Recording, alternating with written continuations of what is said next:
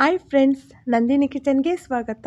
ಇವತ್ತು ನಮ್ಮನೇಲಿ ಮಾಡುವಂತಹ ಹಸಿ ಅವರೆಕಾಳು ಪಲಾವ್ ಹೇಗೆ ಮಾಡೋದು ನಿಮಗೂ ಕೂಡ ತೋರಿಸ್ಕೊಡ್ತಾ ಇದ್ದೀನಿ.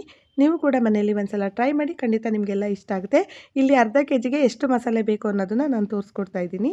ನೋಡಿ, ಇಲ್ಲಿ 7ರಿಂದ 8 ಹಸಿಮೆಣಸಿನ್ಕಾಯಿ, 2 ಉಂಡೆಯಷ್ಟು ಬೆಳ್ಳುಳ್ಳಿ, 1.5 ಇಂಚಷ್ಟು ಶುಂಠಿ, ಅರ್ಧ ಕಟ್ಟು ಪುದೀನ ಸೊಪ್ಪು, ಅರ್ಧ ಕಟ್ಟು ಕೊತ್ತಂಬರಿ ಸೊಪ್ಪು, ಒಂದು 7ರಿಂದ 8 ಲವಂಗ, 2 ಪೀಸು ಚಕ್ಕೆನ ಸೇರಿಸ್ಕೊಂಡು ಫಸ್ಟ್ಗೆ ರುಬ್ಕೊಳ್ಬೇಕು. ನೋಡಿ, ಮಸಾಲೆ ರುಬ್ಬಾಗಿದೆ. ಈಗ ಒಂದು ಪಾತ್ರೆನ ಬಿಸಿ ಮಾಡಿಕೊಂಡು ಇದಕ್ಕೆ ಒಂದು 100 ಗ್ರಾಮಷ್ಟು ಎಣ್ಣೆನ ಸೇರಿಸ್ಕೊಳ್ತಾ ಇದ್ದೀನಿ. ಎಣ್ಣೆ ಬಿಸಿ ಆದಮೇಲೆ ಇದಕ್ಕೆ ಒಂದು 2ರಿಂದ 3 ಪಲಾವ್ ಎಲೆ, 2 ಅನಾನಸು, 2 ಏಲಕ್ಕಿ ಕಾಯಿನ ಸೇರಿಸ್ಕೊಳ್ತಾ ಇದ್ದೀನಿ. ಇದಕ್ಕೆ ಕಟ್ ಮಾಡಿ ಇಟ್ಕೊಂಡಿರುವಂಥ ಒಂದು ಈರುಳ್ಳಿನ ಸೇರಿಸ್ಕೊಂಡು ಇದನ್ನು ಎಣ್ಣೆಯಲ್ಲಿ ಚೆನ್ನಾಗಿ ಸ್ವಲ್ಪ ಫ್ರೈ ಮಾಡ್ಕೊಳ್ಬೇಕು. ನೋಡಿ, ಇದು ಸ್ವಲ್ಪ ಎಣ್ಣೆಯಲ್ಲಿ ಚೆನ್ನಾಗಿ ಫ್ರೈ ಆಗಬೇಕು. ಈಗ ನಾನು ಬಿಡಿಸಿಟ್ಕೊಂಡಿರುವಂಥ ಅವರೆಕಾಳನ್ನ ಸೇರಿಸ್ಕೊಳ್ತಾ ಇದ್ದೀನಿ. ಇದು 1/4 ಕೆ ಜಿಗೂ ಕಡಿಮೆ ಇದೆ. ಅವರೆಕಾಳನ್ನ ಸೇರಿಸ್ಕೊಂಡ್ಮೇಲೆ ಈ ರೀತಿ ಮಿಕ್ಸ್ ಮಾಡ್ಕೊಳ್ಬೇಕು. ಸ್ವಲ್ಪ ಹಸಿ ವಾಸನೆ ಹೋಗೋಷ್ಟು ಹುರ್ಕೊಂಡ್ರೆ ಸಾಕು, ಜಾಸ್ತಿ ಏನು ರೋಸ್ಟ್ ಮಾಡೋದು ಬೇಡ. ನೋಡಿ, ಈಗ ಹುರಿದಾಗಿದೆ. ಈಗ ರುಬ್ಬಿಟ್ಕೊಂಡಿರುವಂಥ ಮಸಾಲೆನ ಸೇರಿಸ್ಕೊಂಡು ಇದನ್ನು ಕೂಡ ಎಣ್ಣೆಯಲ್ಲಿ ಒಂದ್ಸಲ ಈ ರೀತಿ ಚೆನ್ನಾಗಿ ಫ್ರೈ ಮಾಡ್ಕೊಳ್ಬೇಕು. ನೋಡಿ, ಇದು ಕೂಡ ಹಸಿ ವಾಸನೆ ಹೋಗೋಷ್ಟು ಫ್ರೈ ಮಾಡ್ಕೊಳ್ಬೇಕು. ಈಗ ಇದು ಫ್ರೈ ಆಗ್ತಾಯಿದೆ. ಇವಾಗ ನಾನು ಇದಕ್ಕೆ ತರಕಾರಿಗಳನ್ನ ಸೇರಿಸ್ಕೊಳ್ತೀನಿ. ನಿಮಗೆ ತರಕಾರಿ ಬೇಕಿದ್ರೆ ಸೇರಿಸ್ಕೊಳ್ಳಿ, ಇಲ್ಲಾಂದರೆ ಸ್ಕಿಪ್ ಮಾಡ್ಕೊಳ್ಳಿ. ಇಲ್ಲಿ ನಾನು ಆಲೂಗೆಡ್ಡೆ, ಕ್ಯಾರೆಟು, ಬೀನಿಸು ಮತ್ತು ಟೊಮೊಟೊನ ಸೇರಿಸ್ಕೊಳ್ತಾ ಇದ್ದೀನಿ.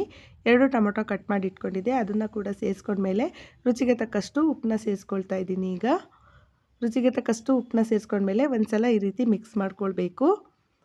ನೋಡಿ, ಎಣ್ಣೆಲಿ ಎಲ್ಲ ಇದು ಚೆನ್ನಾಗಿ ಫ್ರೈ ಆಗಬೇಕು. ಈಗ ಇದು ಒಂದು 5 ನಿಮಿಷ ಬೇಯಿಸ್ಕೊಳ್ಬೇಕು. ಸ್ವಲ್ಪ ನೀರು ಬಿಡೋವರೆಗೂ ಬೇಯಿಸ್ಕೊಂಡ್ರೆ ಸಾಕು. ನೋಡಿ, ಈಗ ನೀರು ಬಿಡ್ತಾ ಇದೆ. ಇಷ್ಟು ಬೇಯಿಸ್ಕೊಂಡ್ರೆ ಸಾಕು. ನೋಡಿ, ಈಗ ಇದು 1/4 ಭಾಗದಷ್ಟು ಬೆಂದಿದೆ.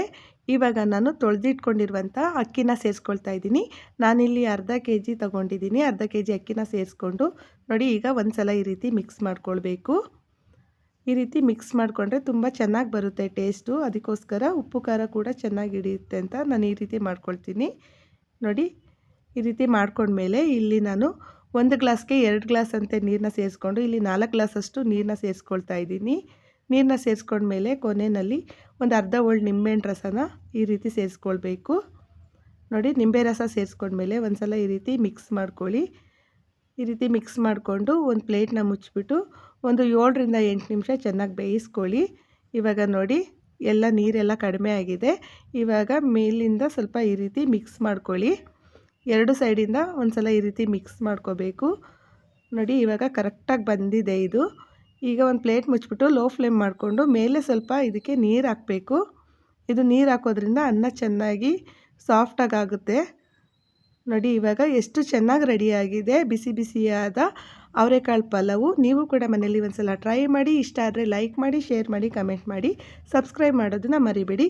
ಇಷ್ಟೊತ್ತು ಈ ವಿಡಿಯೋ ವಾಚ್ ಮಾಡಿದ್ದಕ್ಕೆ ಥ್ಯಾಂಕ್ ಯು ಸೋ ಮಚ್.